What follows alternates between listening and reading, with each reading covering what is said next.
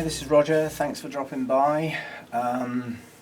Following on from the last video, I did say that everything was dry and everything needed looking at and watering.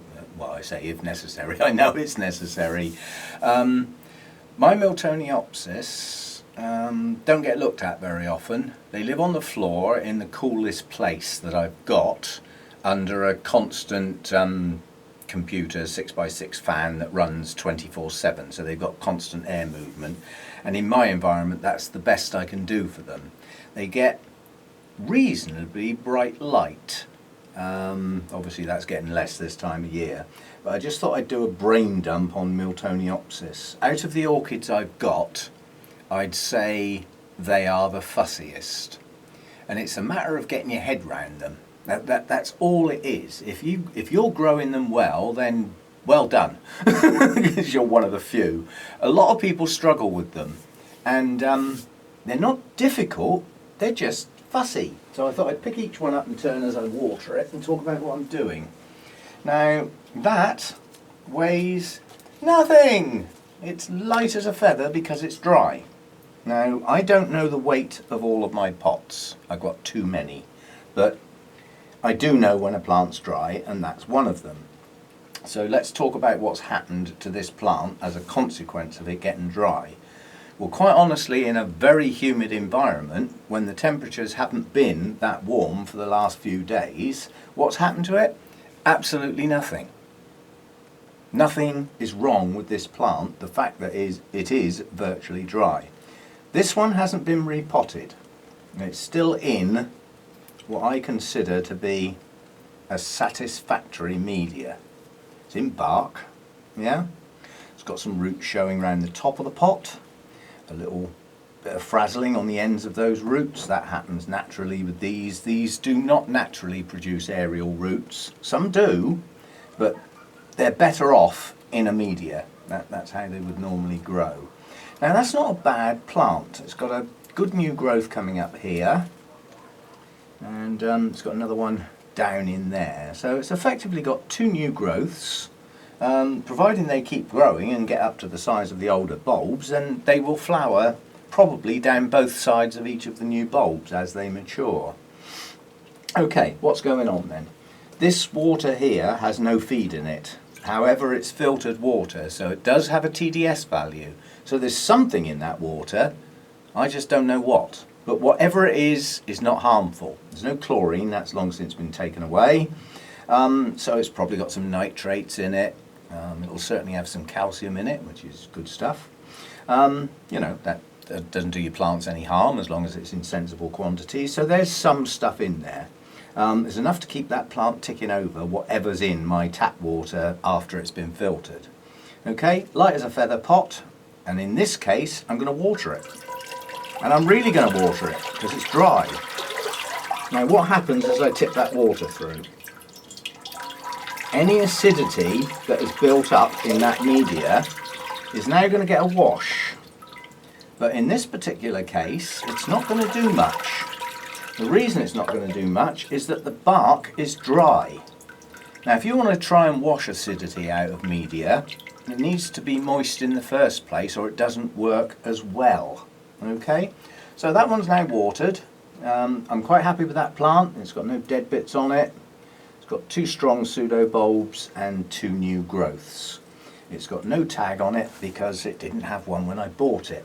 Now I will put a tag on that when it blooms, when I know what colour it is. Then I can differentiate my plants by the colours of the blooms. But until they bloom, it had blooms when I got it and I forgot to write it down. Can't be good all the time. So that's that one done. That can go back into its cool spot. Let's have a look at the next one. Oh. As I say, I haven't looked at these for a while. Now again, this one's in a clear pot, so I can not only feel what's going on, flipping dry, I can see what's going on.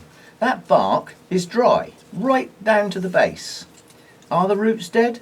No. There are green root tips throughout that pot. That plant has come to no harm at all being dry. However, if this was back in the summer and the temperatures were up, that would now be starting to frazzle. These are cool growing plants. They don't like heat. They also don't like dry atmospheres. These are not an ideal house plant. I've seen people grow them very successfully in a house, but that's not their ideal world. I can see one little leaf that's got a kink in it on a new growth. That'll be due to the dryness, I suspect.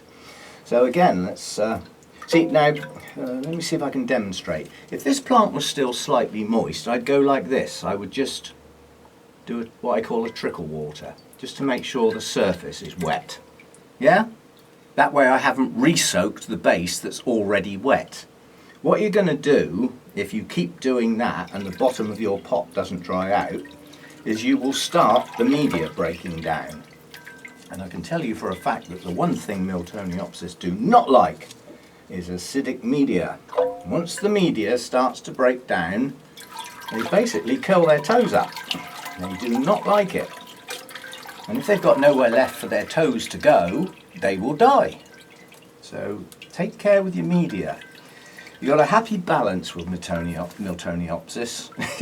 It's a game. It's a game you have to play, I'm afraid, unless you grow in totally inorganic media.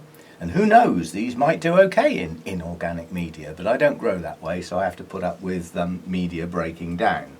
However, the new buck that I've got is supposed to last years, so hopefully I won't have to disturb the plants. The game is not letting the media break down, but repotting the plant at its optimum time. And if you get that right, your plant will thrive. Keep the temperatures too high, it'll slow down. Unlike some orchids that you keep your temperatures up and boy do they grow like hell. You keep these too warm, they'll just stop growing. They don't like it. You get them too cold, they'll stop growing. They don't like it. If the media starts to break down, they'll slow up and die. They don't like it. Hence the expression, fussy little tykes. But all you've got to do is just, you know, keep on top of the things. So this media, all my Miltoniopsis, except for that one that hasn't been repotted yet, have been relatively recently repotted. So the media is in good nick. No smelly, beautiful. So this plant can steam on, pushing out a nice root system. The game is that at some point it will need repotting again. Don't do it when it's struggling. Don't do it in the middle of summer when it's hot. That could be its last straw. Don't do it when it's freezing cold in the winter and your light levels are really, really low. You put stress on the plant. And the one thing these things do not like is any form of stress. They're one of these, I like it comfortable. I like it just how I like it, and I don't like it any other way. A lot of the other orchids are far more tolerant. So, I mean, that one's coming on okay. Its new growth is pushing on.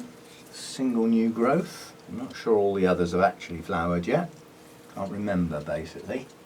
Now that one has got a tag on it. It just says Miltoniopsis hybrid white. So I know which one's the white one. That's all I need to know. They all get looked after the same after all, don't they? Next one. Let's have a look at the weak one. I can't tell you why that's a weak one. It just is. It has got some new growths. They're pretty pathetic, but there are some. There are signs of root loss. It has lost some of its roots as a consequence of repotting. There's not much activity in that pot. So this one is struggling. It's also got some nasty marks on the leaves, which I have been keeping my eye on, and they haven't got any worse. They appeared relatively quickly. I don't do panic, as you know. I do thoughts and careful analysis. That's how I work. If I'd gone into panic mode, I'd have chopped half those leaves off. And what the hell would the plant be living off now? You remove half of its leaves, you've removed quite a lot of its ability to photosynthesize and get itself going again. So I'm putting up with those spots on the grounds they haven't got any worse for months. They came, they've stayed, and eventually they will be old leaves and they'll drop off. Again, light as a flipping feather and dry right down to the bottom. So you need a good soak. Now that one just says Miltoniopsis hybrid on the tag, but round the back of the tag it says red. So I know that's the red one.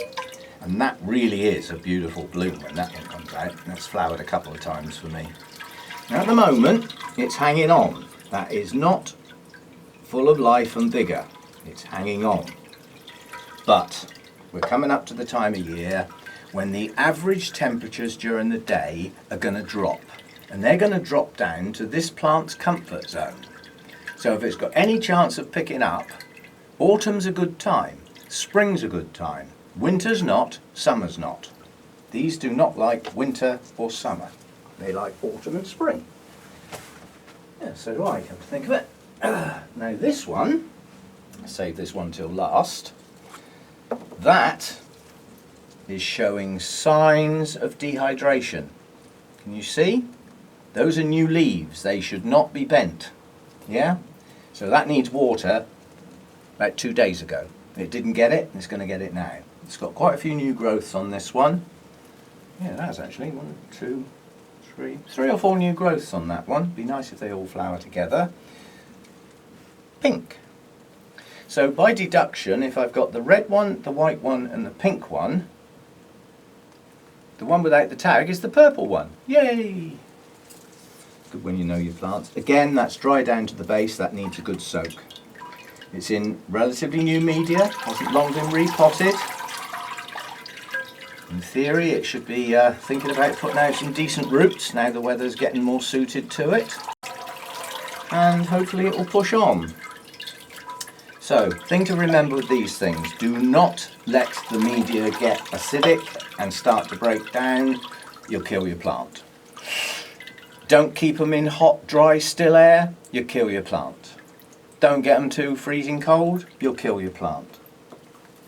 There are many ways to kill a Miltoniopsis. And those ways would probably be okay for quite a few other orchids, but as I said, these are just fussy. Now this has got some of those little brown spots on some of the older leaves as well. Again, no panic, they've been there quite a while. They appeared when it had a little bit of stress going on due to the heat wave we had. So they've been there, how long ago was that? Two months, maybe 2.5 months. So they've been there a while, they're not getting any worse. So again, not a bad plant, yeah? So again, many ways to kill a Miltoniopsis. The list is quite long, as opposed to some other orchids where the list is very short. You've got a job to kill the things if you tried. Whereas these keel over quite easy. So most important thing with Miltoniopsis, a good healthy root system. Don't let the temperatures climb. They don't like it. They may live through it, but it'll stress them and it'll stall them. And then they've got to get going again. At the times of stalling, they are most likely to dump roots. So at the point where they're more comfortable again, they've lost their ability to recover. And I think that's why an awful lot of people lose them. They do not like any form of stress. If you've got the concertina leaves, it's due to dehydration. As we all know, there are 2 reasons for dehydration. You're not giving it enough water, number 1, that's your fault. Keep your eye on your plants. These don't like to be wringing wet, they don't like to be soggy, they like to be just moist most of the time. Now these are soaking at the moment, but because the bark was bone dry, the bark's going to take a fair bit of that moisture into it, leaving some for the plant. So that will work okay. So there we go then, Miltoniopsis. Fussy little blighters, but when they bloom, they are stunning. They are one of the most attractive orchid flowers in my opinion. They're large, they're flat, they've got beautiful waterfall patterns coming down onto them.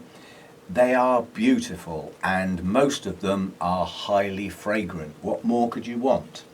But they are a little unusual in their appearance. You know, they've got this silvery green look to them. You know, if that starts getting quite a darkish green, they're not getting enough light. If it starts getting yellow, it's either dying or it's getting too much light. Good game, Miltoniopsis. If you've got them and you grow them well, you have my congratulations. I do not grow them well. I can keep them going, and that's about as good as it gets. And the reason is it gets too warm in here for at least 3 months of the year. And during that 3 months, they go downhill a bit or they stop and stall. And then I've got to try and get them going again in the autumn while there's enough daylight length, the temperatures are far more comfortable for them, and before the winter sets in and the light levels drop right down. So, you listening, you four? You've got another month to get your act together and start pushing on. Otherwise it's going to be winter time and you're going to be stressed again. But if you can pick up now, you'll do well. So there we go, Miltoniopsis, one of my favourite orchids and one of my most cussed orchids as far as looking after in my environment is concerned. They're hanging in there, a couple of them are doing quite nicely, one of them's not doing that good.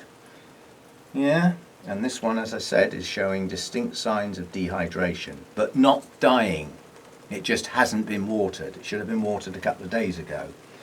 I'm sure tomorrow morning when I look at that, that will have perked up, plumped up, and all will be fine. Okay, just a quick one on Miltoniopsis. Thanks for dropping by. See you next time.